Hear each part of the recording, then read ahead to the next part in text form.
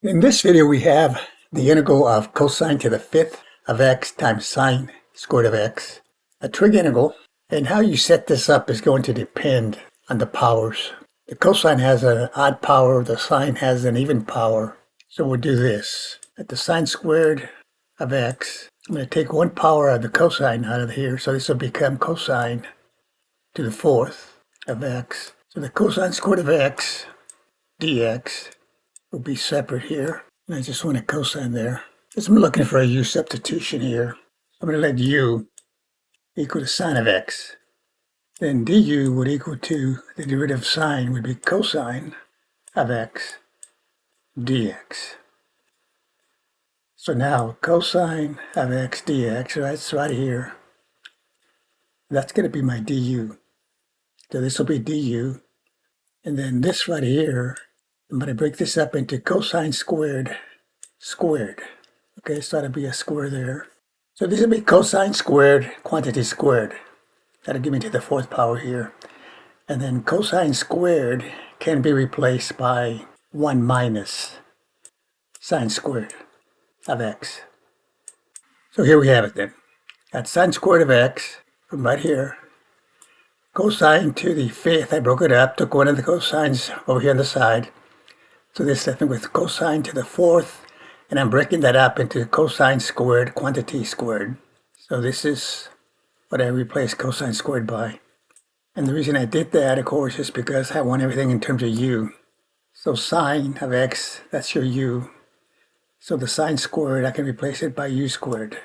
And then in the parentheses, then I got 1 minus, and then sine squared of x, that'll be u squared.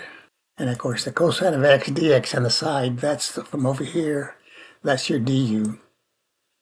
Then we do the algebra here, just multiply through by u squared, so I get u squared.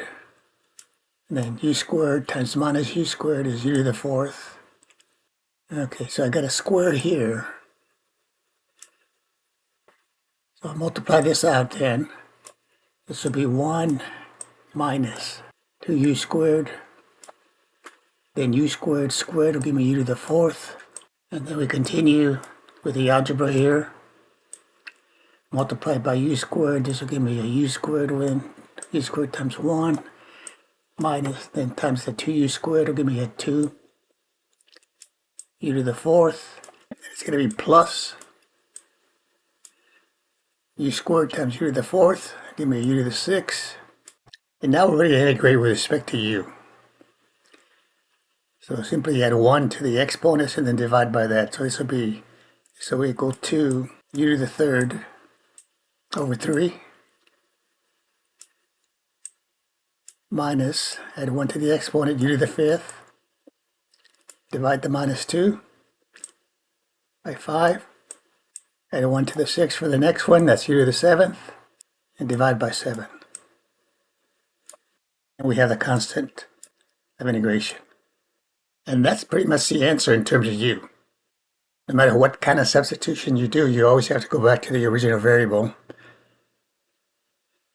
which is sine of x here. So you just go back and replace every place you have a u, you replace it by sine of x. So let's go back up here then. This is 3 here.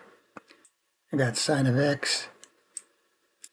Now you could put the power here between the sine and the x, or you can put this in parentheses like this. Put it up here. Minus 2/5. So the next one I got minus 2/5. Sine of x to the fifth. And then for the last term here, it's sine of x to the seventh over 7. So, and we of course have the constant of integration. So we have sine of x to the third over 3 minus 2/5 sine of x to the fifth plus sine of x to the seventh over 7 plus the constant of integration. Thanks for watching. We'll see you next time.